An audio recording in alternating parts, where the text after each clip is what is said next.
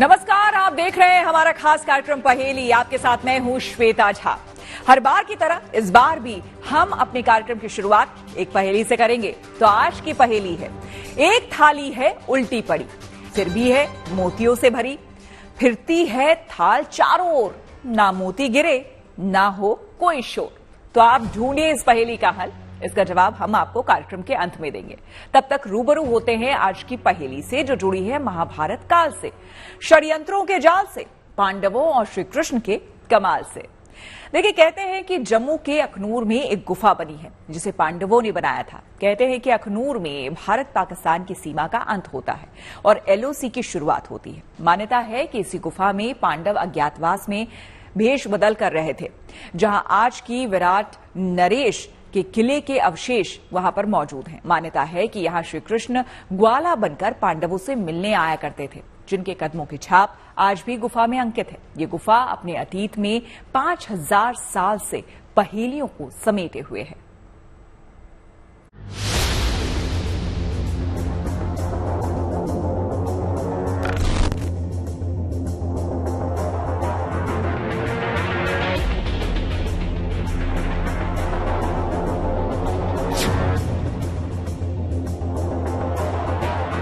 आखिर इस स्थान पर अर्जुन अपने गांडीव की ताकत क्यों भूल गए? आखिर इस स्थान पर श्री कृष्ण बहरूपिया क्यों बन गए? ये पहेली है महाभारत के इतिहास की।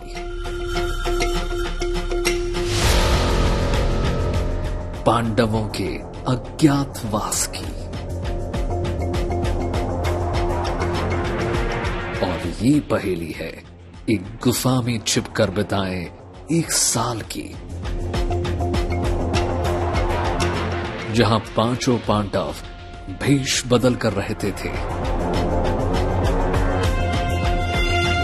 कहते हैं कि चिनाब नदी के तट पर बनी ये वही गुफा है जहां पांडवों ने 12 साल वनवास भोगने के बाद अपना आखिरी साल अज्ञातवास के रूप में बिताया था। कहते हैं कि ये वो समय था जब पांचों भाई 12 साल का अपना वनवास पूरा कर चुके थे और 1 साल के अज्ञातवास में उन्हें छिपकर रहना था, जहां उन्हें कोई भी पहचान नहीं सके। आखिर विवशता से भरे उस कालखंड में पांचों पांडवों को अपना भेष बदलना पड़ा, छद्म रूप धारण करना पड़ा, अपनी पहचान को गुप्त रखना पड़ा। महाभारत में क्या है कि 12 वर्ष का वनवास, उसकी समाप्ति पर 1 वर्ष का अज्ञातवास। उस अज्ञातवास की ये शर्त थी कि अगर उसमें आप एक्सपोज हो गए तो फिर से आपको 1 वर्ष का अज्ञातवास करना होगा। हम भी महाभारत की इस मार्मिक कथा से वाकिफ थे, जहां हस्तिनापुर के राज दरबार में हुए एक अन्याय ने 5 राजकुमारों को वन वन भटकने पर विवश कर दिया।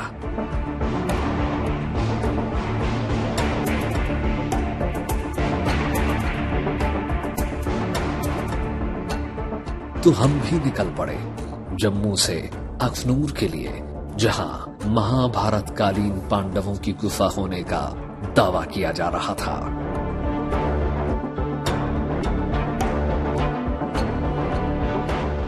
हम जानते थे कि भारत में ऐसे अनेकों स्थान हैं जहां से महाभारत काल की निशानियां जुड़ती हैं, साक्ष्य और प्रमाण हमें मिलते हैं। चाहे वो पांडवों की राजधानी रहा हस्तिनापुर हो या फिर पांडवों का बसाया इंद्रप्रस्थ, जिसे आज दुनिया दिल्ली के नाम से जानती है। तो क्या वाकई ये वही गुफा रही होगी जहां पर पांडवों ने अपना अज्ञातवास बिताया था? और क्या वाकई जम्मू के इसी स्थान पर यक्ष ने युधिष्ठिर की परीक्षा ली होगी और धर्मराज की सूझबूझ से प्रसन्न होकर यक्ष ने अर्जुन, भीम, नकुल और सहदेव के प्राण लौट आए थे। जो वनवास के अंतिम दिन थे, ऐसी मान्यता है कि पांडव पांचों भाई और द्रौपदी और जो भी ये थे, ये लोग यहां थे इस इलाके में, जिसे हम आज जख बोलते हैं। और यहां उनका सामना हुआ उस कुंड के साथ। इसमें हमारे पास कथा है कि एक एक करके सारे अचेत हो गए, जिसने पानी पिया।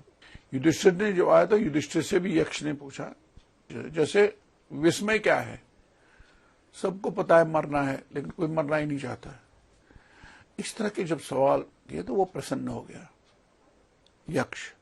यक्ष ने कहा अब पी सकते हो। तो पानी पीने की अनुमति मिली और ये लोग इनको फिर जीवित हो गए।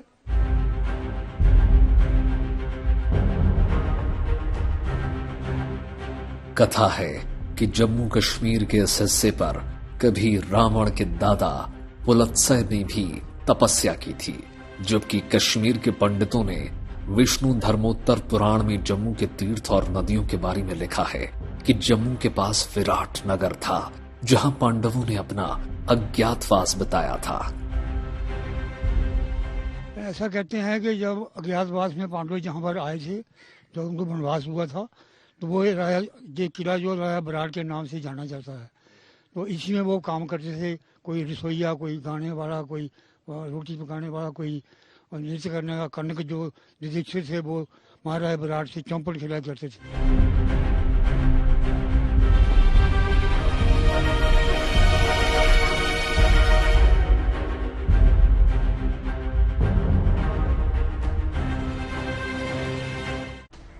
महाभारत की कथा कहती है कि अज्ञातवास के दौरान पांचों पांडवों ने न सिर्फ वेश बदला था, बल्कि अपना नाम भी बदल लिया था।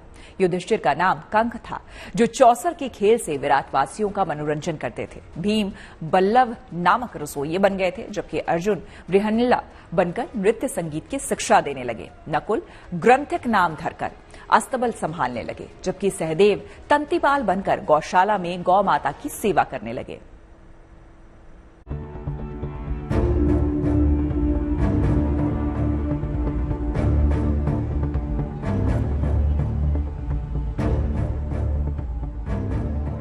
कथा कहती है कि जहां आज अखनूर बसा है, वो स्थान पहले मत्स्य देश की राजधानी विराट हुआ करती थी, जहां आज भी विराट नरेश के किले के निशान मिलते हैं।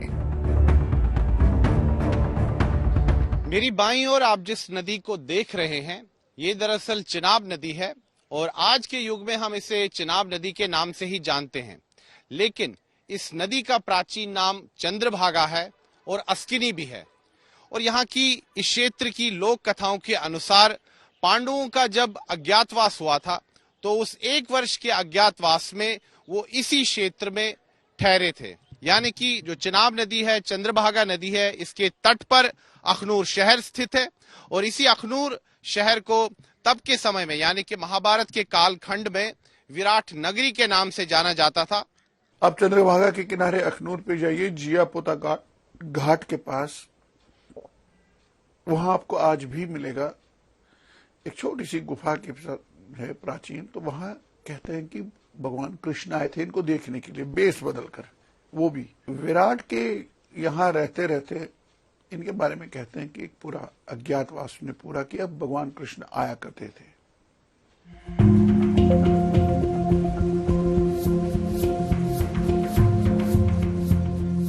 इस गुफा में एक शिवलिंग बना है। कहते हैं कि इसे पांडवों ने बनवाया था। मान्यता है कि पांडव भारत के जिस भी स्थान में गए, वहां वे शिवलिंग स्थापित करके उसकी उपासना करते थे। भारत में आज भी भगवान शिव के कई मंदिर ऐसे मिल जाएंगे जिनसे पांडवों की कथा जुड़ती है। इस समय हम मौजूद हैं जम्मू संभाग के अखनूर क्षेत्र में स्थित पवित्र पांडव गुफा में। और इसी गुफा के अंदर उन्होंने पवित्र शिवलिंग की स्थापना की और वहां पर ही जो पांडव है भगवान शिव की पूजा अर्चना करते थे। पांडव जो है अज्ञातवास के समय आए और महाराज जो विराट थे उनके यहाँ वो ठहरे थे भेष बदलकर। ये द्वापर युग के शिवलिंग हैं। तो भगवान कृष्ण जी के कहने पर पांडवों ने यहाँ भगवान शंकर जी की घोर तपस्या करके आशीर्वाद प्राप्त किया था, युद्ध में विजय प्राप्ति का भगवान शंकर जी ने इनको आशीर्वाद दिया था। तो जब भगवान कृष्ण और पांडव जहाँ पे आते थे तो इसके बारे में कोई भी नहीं जानता था, राजा भी नहीं जानता था, राजा विराट भी नहीं जानते थे कि ये भगवान कृष्ण है, यहाँ पांचों पांडव हैं, ये वेश बदला हुआ है। ये गुप्त रास्ता था, ये पूरा एक जंगल था। तो अंदर से ही एक रास्ता है जिस रास्ते से भगवान कृष्ण पांडवों को लेके अमरनाथ निकले थे।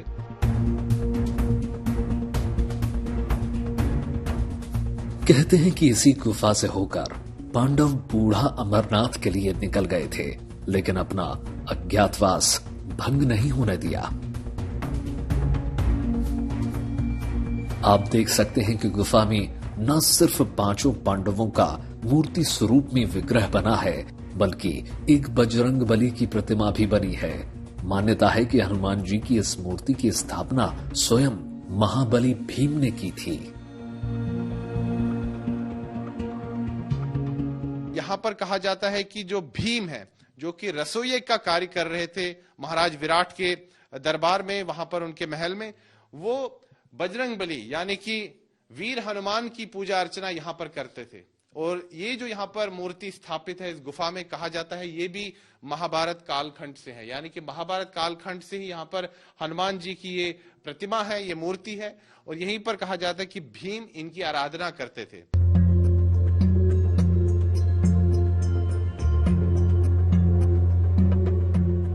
कथा कहती है कि छल और कपट से भरी दुर्योधन की चाल ने पांडवों के पीछे अपने गुप्तचर छोड़े हुए थे, ताकि जैसे ही अज्ञातवास भंग हो जाए पांडवों को फिर से 12 साल का वनवास और 1 साल का अज्ञातवास दिया जा सके। पांडवों के लिए अज्ञातवास की सबसे प्रमुख शर्त यही थी कि वो किसी भी तरीके से अपनी पहचान उजागर नहीं कर सकते, और कहाँ पे वो रह रहे हैं किसी को पता नहीं चलना चाहिए, बिल्कुल गुप्त रहना चाहिए। यदि किसी भी तरीके से उनको पता चल गया दुर्योधन को कि वो इस जगह पे रह रहे हैं, इस राज्य में रह रहे हैं, तो फिर जो है उनको वापस से 12 साल के वनवास में और 1 साल के अज्ञातवास में जाना पड़ेगा। यही सबसे प्रमुख शर्त थी।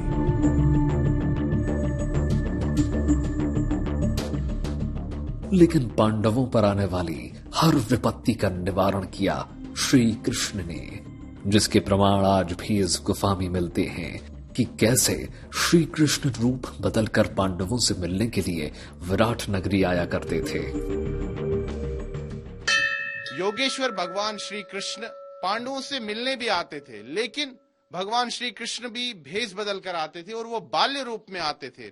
और उसका प्रमाण ये है, ये जो शिला है यहाँ पर, यहाँ की मान्यता है कि यहाँ पर भगवान श्री कृष्ण के पद चिन्ह है, आप देख सकते हैं। ये बाल्य रूप में यहाँ पर भगवान श्री कृष्ण कई बार पांडवों से मिलने आते थे, उनका हालचाल पूछने आते थे। तो ये भगवान कृष्ण जी के बाल रूप के पांव के निशान हैं, और ये गाय के पांव के खुर लगे, ये बछड़े के पांव के खुर लगे। भगवान श्री कृष्ण के साथ आते थे। वो ग्वाले बनकर इसलिए आते थे क्योंकि कौरवों को भी पता ना चले कि मैं इनका साथ दे रहा हूँ।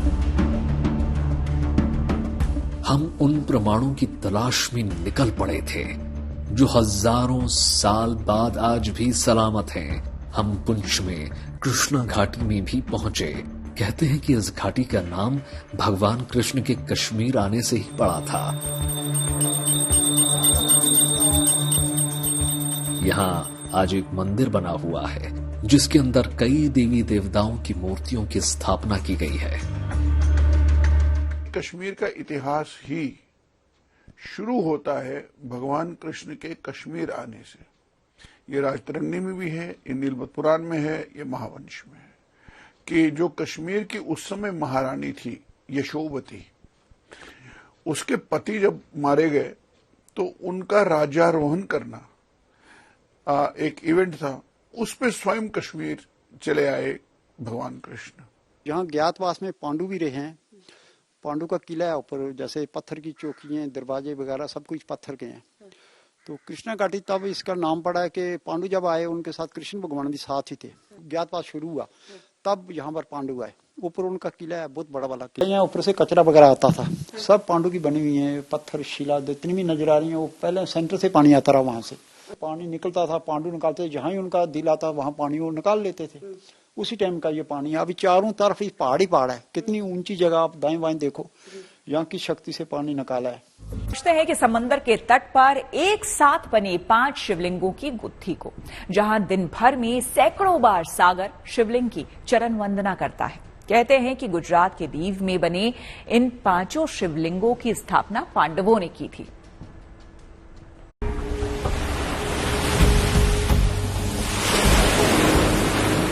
आखिर सागर तट पर ये 5 शिवलिंग किसने बनाए?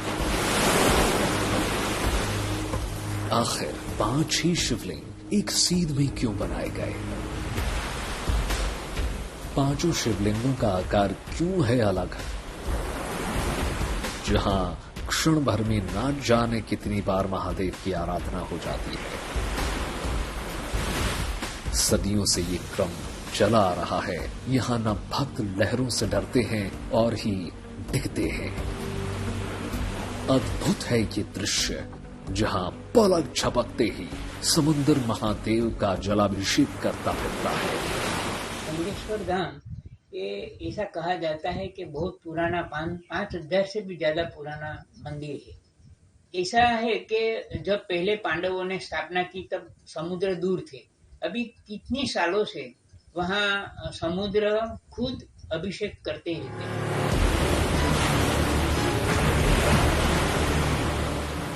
यहाँ तीव्र वेग से आती लहरें ना तो भक्तों के विश्वास को डिगा पाती हैं और ना ही आस्था का स्वरूप यहाँ सदियों से बदला है। आपने कई शिवलिंग को देखा होगा, लेकिन गंगेश्वर महादेव में एक कतार में 5 शिवलिंग वाकई एक पहेली है। ये 5 पांडवों का कद के हिसाब से है। बहुत सुंदर जगह है। समुद्र आके उनको टच करके जाते हैं, वो बहुत अच्छा लग रहा है। मन को शांति मिलती है। यहाँ पे पांडव अज्ञातवास के दौरान यहाँ पे भोजन करने के पहले इनका जलाभिषेक करते थे, उसके बाद ही भोजन करते थे। और यहाँ पे आने के बाद इतना मन को तृप्त करने वाला अनुभूति हो रहा है, जैसे लग रहा है साक्षात महादेव यहाँ पे बैठे हुए हैं। क्या वाकई में 5 पांडवों ने अरब सागर के तट पर इन शिवलिंगों की स्थापना की होगी? कहते हैं महादेव की सौगंध खाने वाले पांडवों ने ही वनवास और अज्ञातवास के दौरान देश भर में कई शिवालय बनाए। आप भी देखिए, ये 5 शिवलिंग अलग अलग आकार के हैं, जैसे कि पांडवों के आकार का दावा किया जाता है। भारत के वन पर्यावरण अनुसार जब पांडव सौराष्ट्र में घूमने के लिए निकले, तब ये प्रभास क्षेत्र में आए थे। पांडवों की एक टेक थी कि शिव के पूजन बिना वो आहार नहीं लेते थे। तो पांडवों ने जो गुफा है उसमें 5 भाइयों ने वहां आके अपना कद और रूप के अनुसार 5 शिवलिंगों की स्थापना की। अलौकिक थी पांडवों की शिव भक्ति, जो उन्हें उनकी मां कुंती से मिली थी। मान्यता है कि कुंती बिना शिवलिंग की पूजा किए अन्न जल ग्रहण नहीं करती थी। दीव का ये स्थान बहुत ही मनभावन है।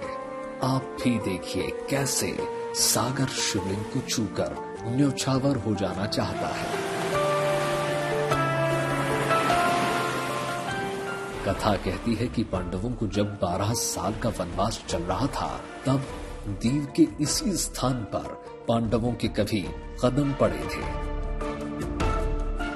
कहते हैं कि वनवास के दिनों में पांडवों ने यहाँ पर कुटिया बनाई थी, लेकिन उपासना के लिए उन्होंने यहाँ शिवलिंग की प्राण प्रतिष्ठा की और रोजाना ही वे शिवलिंग का जलाभिषेक करने लगे।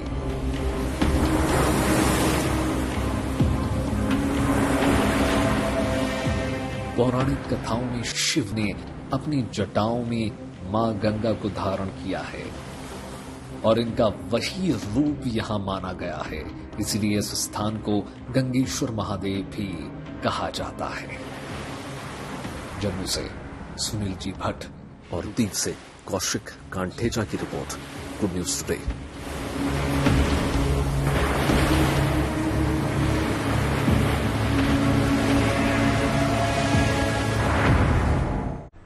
तो थी ना दिलचस्प पहेली। हमने अपने कार्यक्रम की शुरुआत में आपसे एक पहेली पूछी थी, अब तक तो आपने इसका उत्तर ढूंढ भी लिया होगा। तो आज की पहेली थी, एक थाली है उल्टी पड़ी, फिर भी है मोतियों से भरी, फिरती है थाल चारों ओर, ना मोती गिरे ना हो कोई शोर। उत्तर है आसमान और तारे। तो आज की पहेली में बस इतना ही। देश और दुनिया की तमाम खबरों के लिए आप देखते रहिए गुड न्यूज टुडे।